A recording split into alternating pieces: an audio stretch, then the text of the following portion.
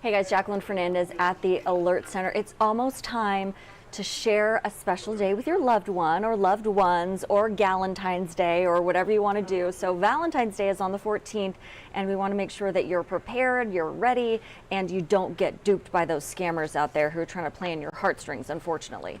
So here with some more details for us and some ways that we can avoid all of that is Josh Planos with the Better Business Bureau. Josh, thanks so much for joining us this February as we gear up for Heart Day. Thanks so much for having me, Jacqueline. It's a stressful time for a lot of folks out there, but there are some best practices to guide you through your experience to hopefully make it a little bit more straightforward. Yeah, and that's great. There's a laundry list of these scams, right? That unfortunately, with Valentine's Day, I mean, can we talk a little bit about romance scams? We're just going to kind of go through the floodgate here with that one. Yeah, sadly, what we do find at the BBB is that we receive a lot of reports around Valentine's Day regarding romance fraud. A lot of these experiences, though, didn't just start this week.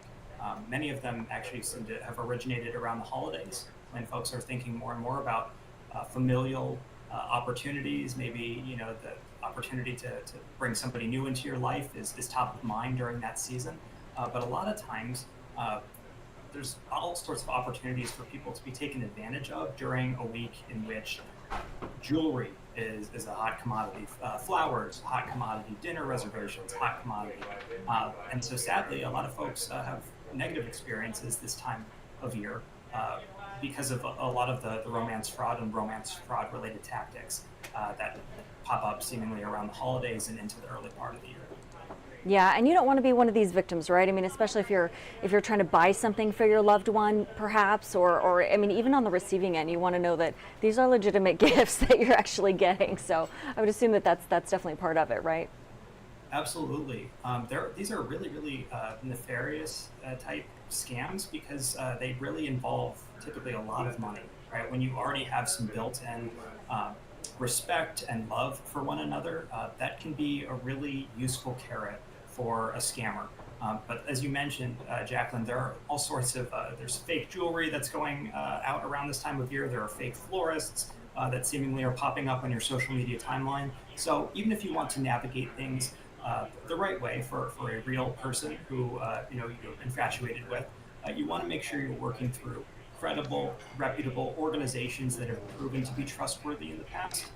And that's why our website exists, is not just for weeks like this, but on weeks like this. It's incredibly important to know that person is appropriately licensed and physically located in your neck of the woods. Yeah, good calls there. And you might have to repeat yourself, but let us know, are there some top 3 Valentine's Day scams in particular that people should just be aware of? And you could just list them off for us.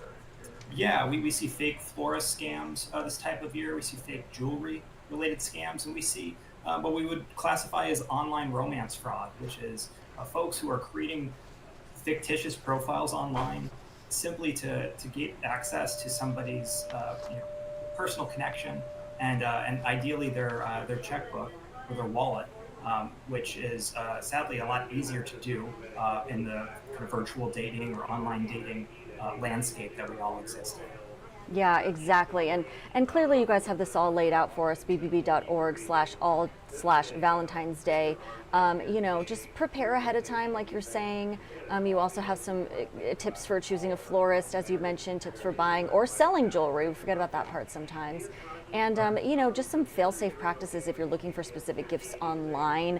Shop safely is one of your tips, and, avoid those scams this Valentine's Day. And I like how you say down here, I'll kind of highlight that for our viewers, and every day, right? So these are practices you can take forward, not only on the 14th, but, even if you're buying a birthday gift for a loved one, right? I mean, these scammers are still there. They're still out to get you, so to speak.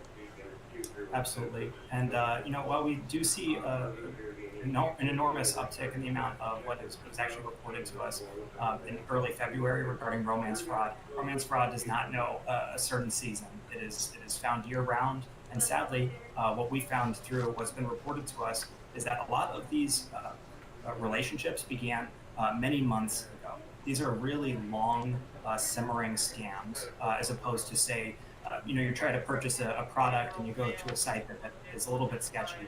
This is something that truly can materialize over months, if not years. And as a result, it's very difficult to disentangle yourself from that scam when you feel that connective tissue with that person on the other end of the line. Scammers are particularly good at creating relationships where there shouldn't be any.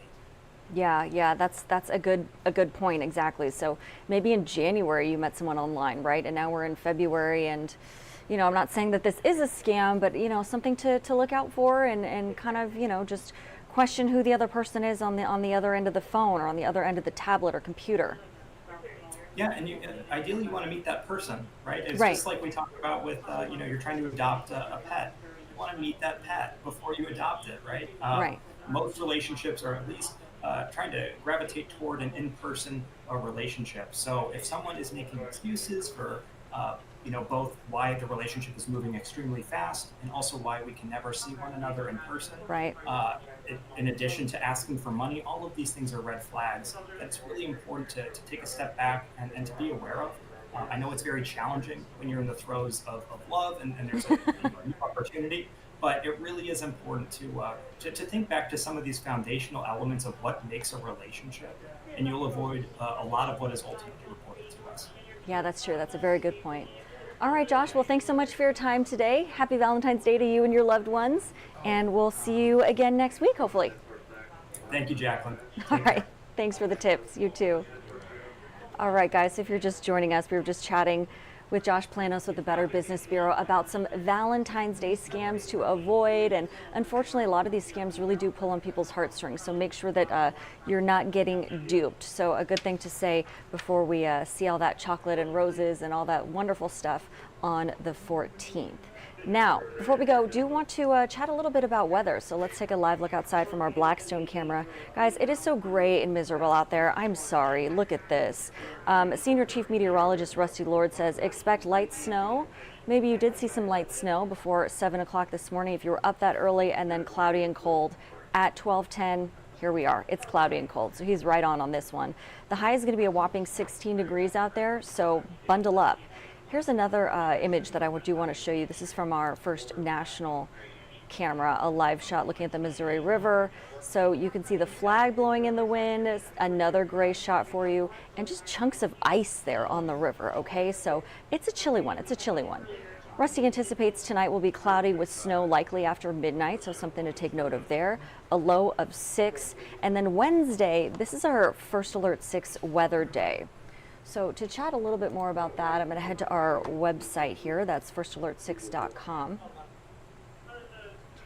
And then I always like to bring your attention to these 3 different colored banners that we have here. So we have the orange, the red, and then this teal. I'm going to start with the teal for our First Alert 6 weather day.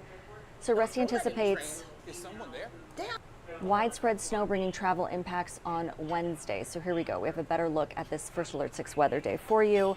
So Rusty anticipates 2 to 5 inches of snow in the metro. Dry and powdery snow likely.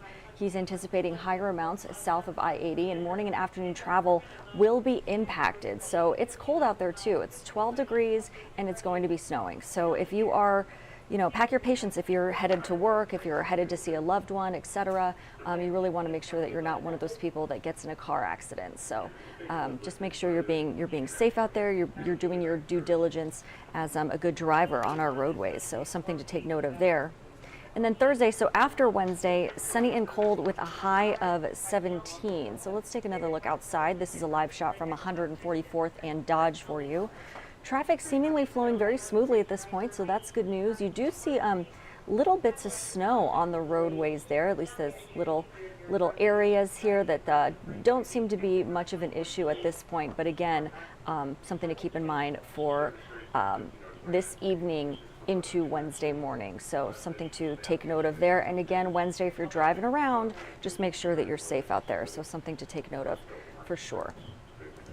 Also, just want to say thanks so much for joining us at the Alert Center today. And we will have all your updates for you weather-wise and with the news that we're working on both on air and online for you at firstalert6.com. But until then, have a wonderful day today. And yes, do make sure that you are bundled up. It's a chilly one.